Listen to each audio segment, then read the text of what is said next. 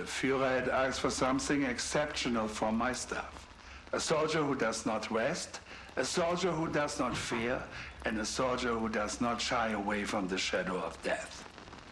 I have found that soldier.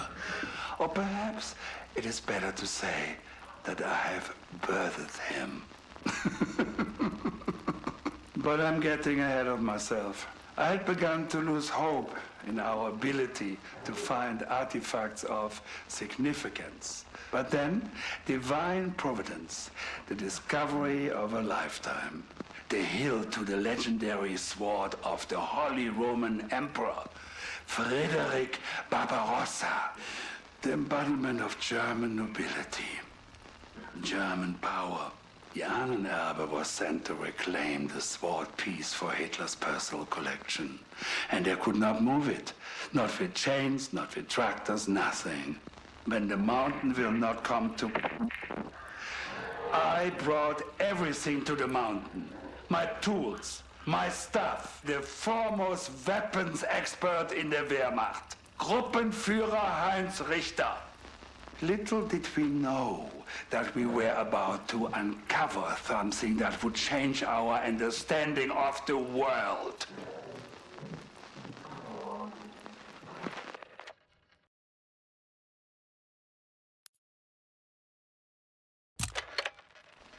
Even without breaking through the magnetic force surrounding this hilt, we have been able to siphon off vast amounts of energy. And this is where I made my greatest discovery. During one of my early experiments, an attempt to draw power from the hilt, a cable became overheated and snapped. It struck a pair of guards. They were killed instantly. They were dead. And then they were not. I watched as the first soldier began to switch violently and then began walking towards me. And the corpse's intent was clear. It meant to kill me. Luckily, more soldiers had arrived by then and were able to put it down. But I had seen something astonishing. I had seen death overcome, and I had seen a vision of our Führer's future.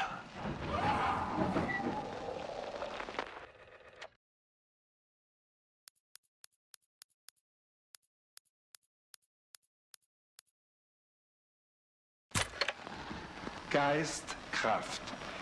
The name I have given this new form of energy.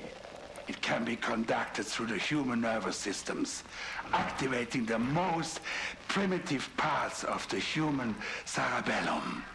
The Untoten are preserved by the same energy that drives them.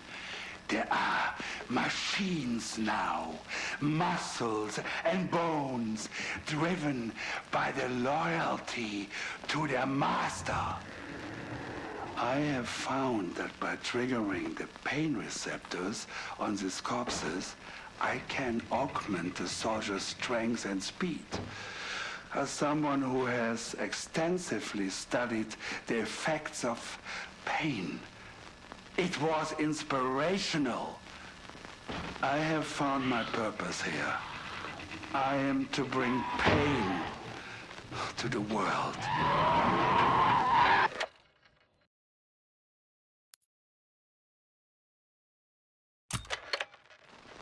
I have been betrayed. Klaus has been sabotaging my work all along. He will pay.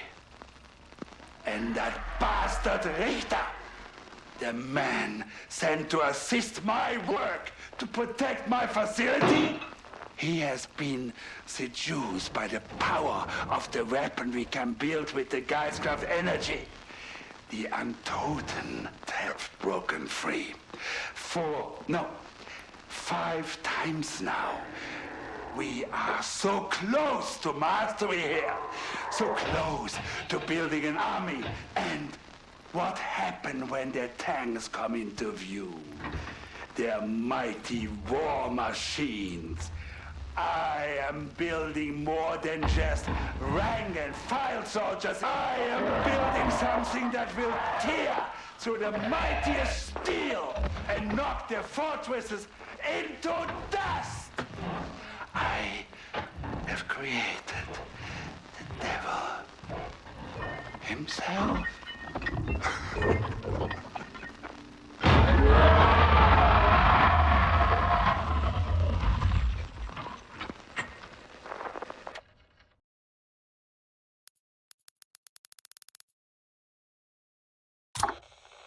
Mariechen, if you're listening to this, then you've received my letters. I pray to God that you're okay. And that you come armed with the might of the Allied forces. I have so much to tell you, so much to say, but most importantly, I was wrong. So very wrong. About the Reich, about you, about everything.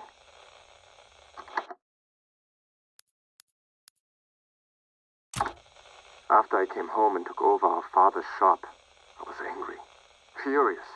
Having to leave my studies at Heidelberg to care for him had been bad enough. But my mentor, my idol, Professor Lehnert, the man responsible for the Deutsche Physik, he chose to retire in my absence? My dream of playing a role in a German scientific renaissance, it was dead. I lost hope. It was a dark time. I know that our fights had turned ugly. We both said things that we didn't mean. I was convinced that the Nazi Party held the brightest future of our people. And you only saw the darkness. You saw more clearly than I did.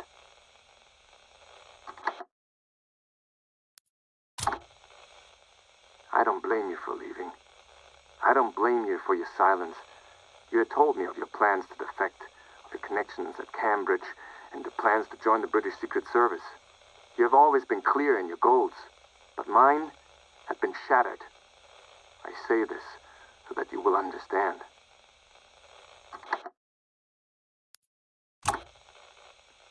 Mariechen, I wept when they found it. When the workers came in from the mine, talking about what they had discovered. This artifact of legend. This was why I was here. This was my purpose. To bring the Conqueror's mighty sword to our Führer. My life had meaning again. It was I who sent a message to the Nazis. My contact at the university put me in touch with Richard Darrer. From there, it was only a matter of days before the Ahnenerbe rolled in with a full battalion of troops. I took Dr. Straub down to the chapel myself, showed him the hilt to the Barbarossa sword. It was like touching a flame to gunpowder. Straub put Middelburg on lockdown, knowing our little village was the perfect cover. The townspeople were allowed to go about their lives, but they could not leave. Their mail was read, filtered, burned, or rewritten. Those who asked questions were shot. This is when I began to doubt my loyalties. The salt mines were converted into a laboratory. The sword piece, this hilt, would not budge from its resting place. The head of the troops, Gruppenführer Heinz Richter, would swear up and down the tunnels about this. It was all Dr. Straub could do to keep him from dynamiting the chapel into rubble. Those two, they were a bad combination.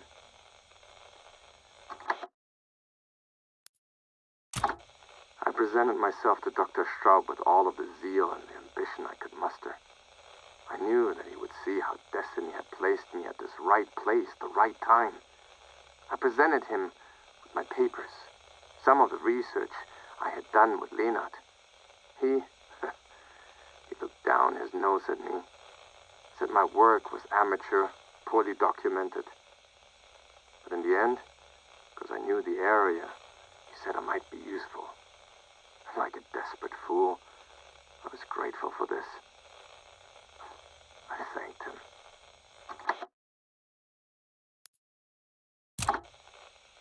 He knew of our father, Marie. He had heard of how father father's weapon designs had helped the Kaiserliche Marine. But he laughed that the brilliant Heinz Fischer had ended up making toys.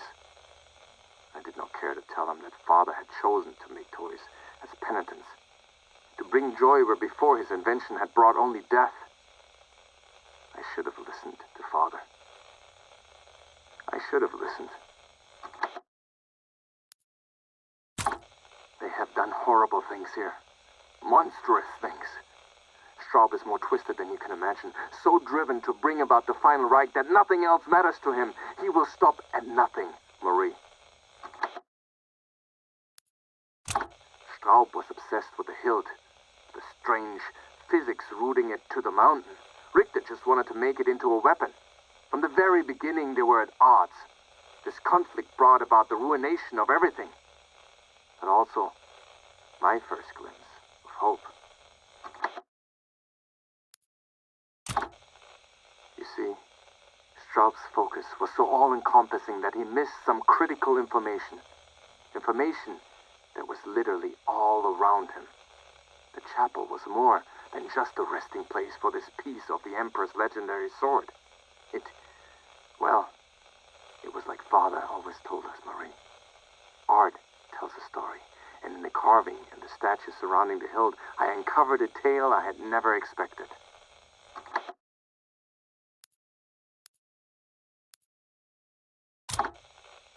There is more to this than buried treasure. I have uncovered clues to why the sword was taken apart, why it was hidden, and why it was made so inaccessible. There are forces at work here that have existed outside of history, hidden forces, a secret, darker than even Herr Himmler dares imagine.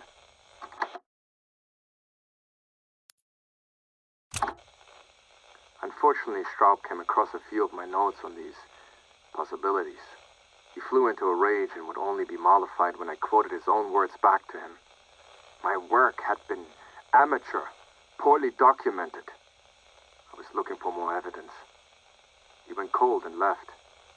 It wasn't long after this that he started bringing stolen art into the bunker. You see, he had taken the root of my idea and run with it. If Straub had chosen to work with me on this, I could have elaborated on why this art may contain the clues we need to unlock the hilt. But no, Straub sees information as a weapon. He does not entrust it to anybody but himself. This is his greatest weakness. Mariechen, I cannot put this more succinctly.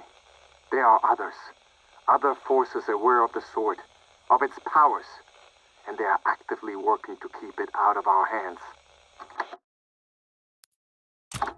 A secret organization, a cabal, dedicated to keeping this hidden.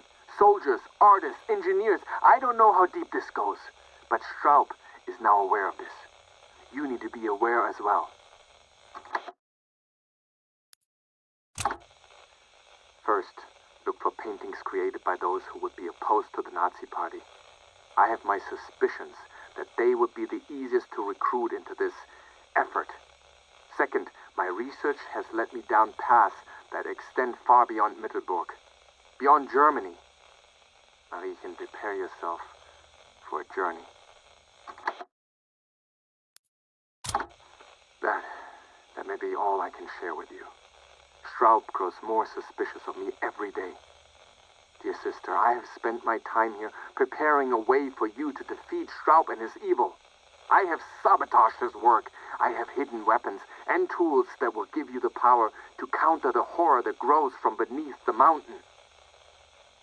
My hope is that somehow you can forgive me.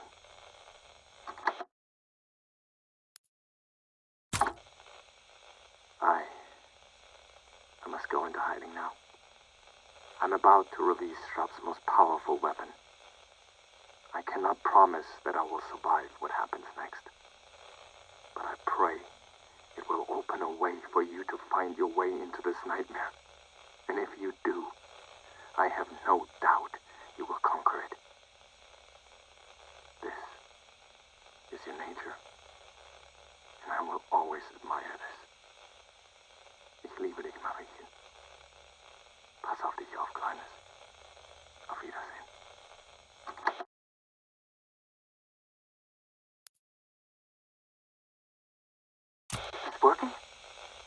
Riding Hood, trying to get another message to Ravencrown. Ravencrown, I have not heard from you since I shared our location with you. Gott im Himmel, I don't know if I can get any more out to you. Straub grows suspicious and is critical of my every move. You must know, since our last correspondence, Straub has moved up the timetable. Our losses in the east have brought increased pressure from Himmler to begin Operation Sea Lion in a matter of days. I have to go. Please, send in your strike force. Soon! Ravencrown, this is Red Riding Hood. Things have gotten moderately better here due to an external distraction. Dr. Straub has lost a number of his moichlers, the undead soldiers he created as assassins. They are the most monstrous of Straub's rotten children, the most intelligent. His recent experiments with reviving dead brain matter resulted in a more conscious member of his Untoten army. I'm not sure whether I should celebrate Straub's distraction or not, however. You see, the moichlers, they have been escaping from storage. This should not be possible. And Straub, well, he's furious. Furious and terrified. Because they keep escaping and then coming back. They do not speak much. But one word is clear, repeated over and over again. Mutter. Mutter. It is how we say mother. Ravencrown, I still have not heard from you. Straub has tightened security on the island. He has taken my U-boat pens and turned them into his storage locker. My island has become a morgue. He has removed my personal guard, has added monstrous locks to the doors, and now leaves his monsters to patrol the island. Does he not know the history of this island? It is blasphemy. Even now, he carries the head of Richter around on a stick. It is his personal key to areas of the island that I can no longer enter. I cannot do this any longer. Please, send your people, now. This is Red Riding Hood, with a final message for Ravencrown. We have new orders. Orders to abandon Operation Sea Lion. I overheard the message from Berlin. You must hurry. You must come. Come now! It was from our Führer. He was begging for rescue. I fear I do not have much longer. Please, send help, Ravencrown. You swore you would. Please. Please.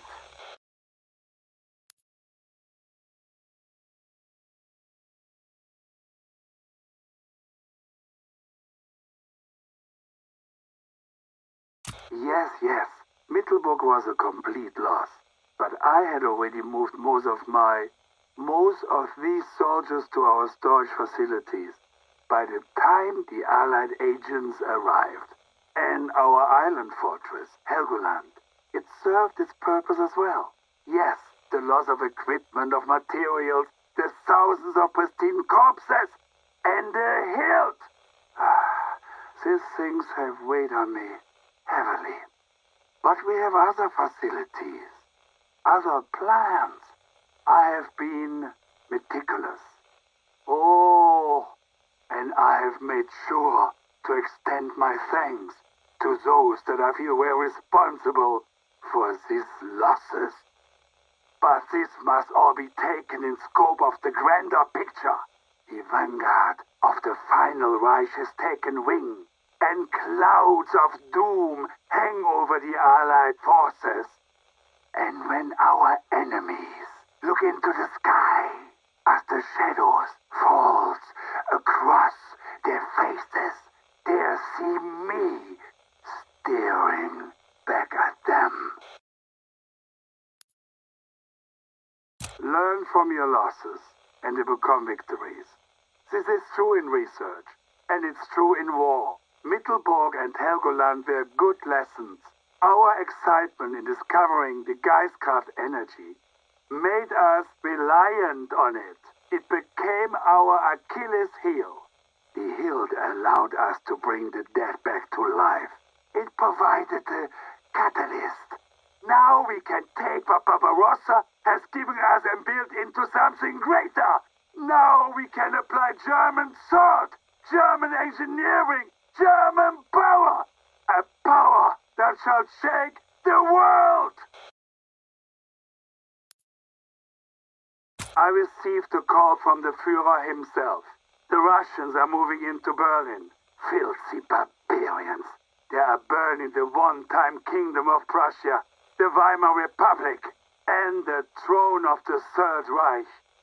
They know not what they do. They know not what they do. They have forced my hand, and now they will be pulled apart by the claws of my Untoten. Everyone in the city shall die. Horribly! Horribly! The Führer has already left the city, and now it is my job to cleanse it of this infection. Those loyal to the dream of our leader will understand. Someday they will understand.